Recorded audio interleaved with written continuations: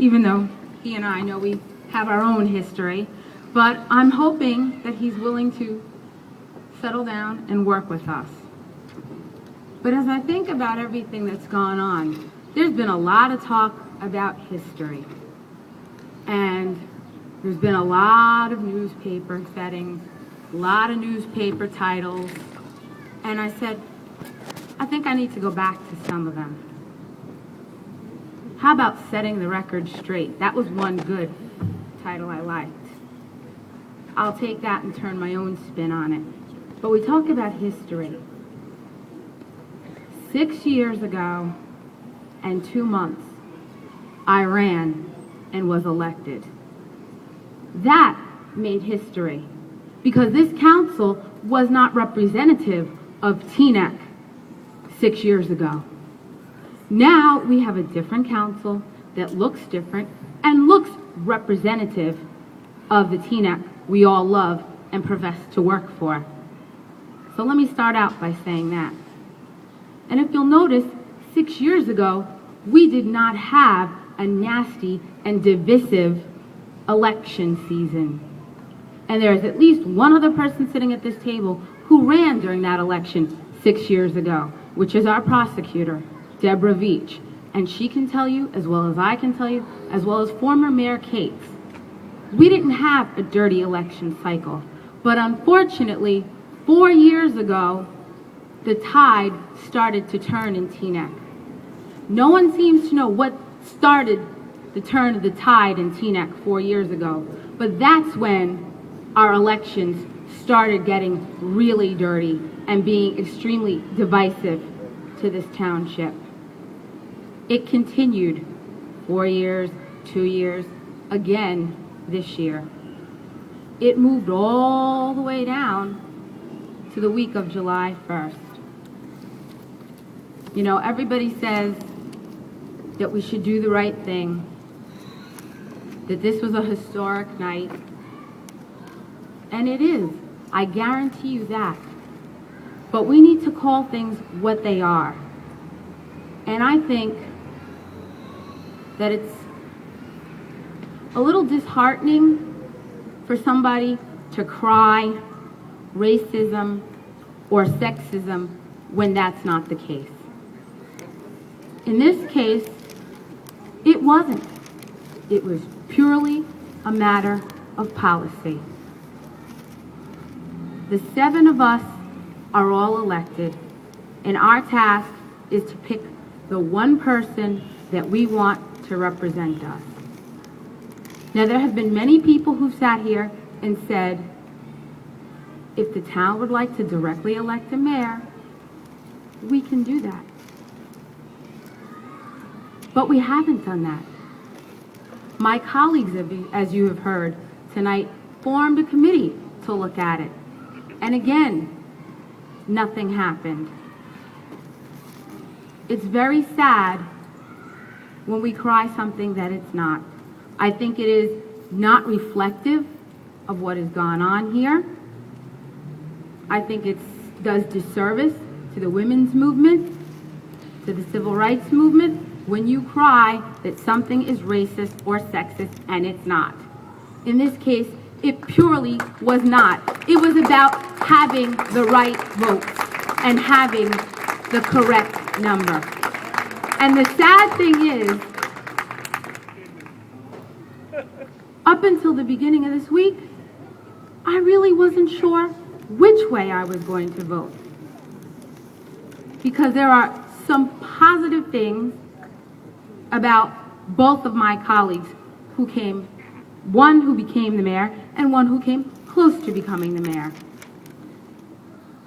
Very positive things about both of those people. But what I saw over the course of this week on both sides of our town was reprehensible. I said that Tuesday night, I'll say it again. Everybody is passionate about having their person put in that middle chair. Everybody. Everybody wants to partake in the American dream. But when you pit one person or one community against another, I have a problem with it. I'm generally the one to try and be the peacemaker. And I know Ellie will go along with that. And I know there are people who used to be on the council with me who will testify that I'm generally the peacemaker. So I was very upset about the nastiness and the vitriol that has gone on both sides of the argument. And the funny thing about this is, a few months ago, my colleagues got together and wrote a resolution saying we were going to denounce these kind of antics. Everybody said yes. But did we abide by it? No. If we want to move forward, we need to learn to come together and work together. And the only way that can happen is if we truly check our egos at the door and do the right thing. And what I heard Tuesday was scary and frightening. I heard people who were so pro one side and people who were so pro the other side. There was nobody who walked the middle line. There needs to be a fulcrum to bring the community together. There needs to be balance. And we will never heal and we will never come together unless we try and we work on this great balancing act. And the fact that we have people say, look in the mirror, decide what you should do, think about what you should do, know what you're going to do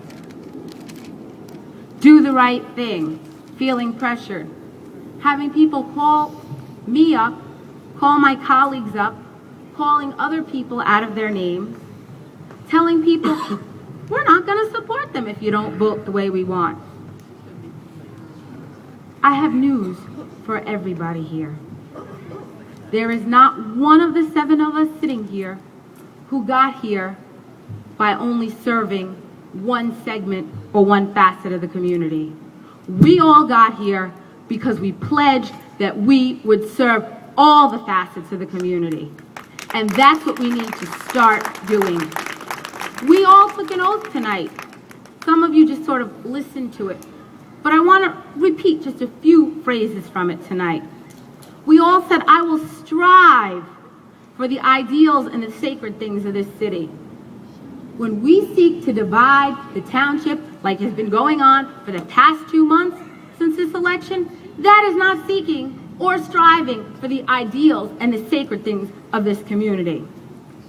When we say, I will transmit the township of Teaneck not only less, but greater, better, and more beautiful than it was transmitted to me, what we've been doing for 2 months is not doing that. We need to get back on track and do the right thing.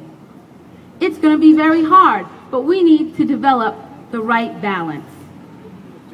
And only if we all buckle down and work, check our egos at the side, stop calling it this, calling it that, when it's not that, it was simply a policy decision. And if you're not sure it was a policy decision, we can look back exactly 4 years to this date and see the same policy decision happened. Exactly the same, except the roles were reversed. Thank you.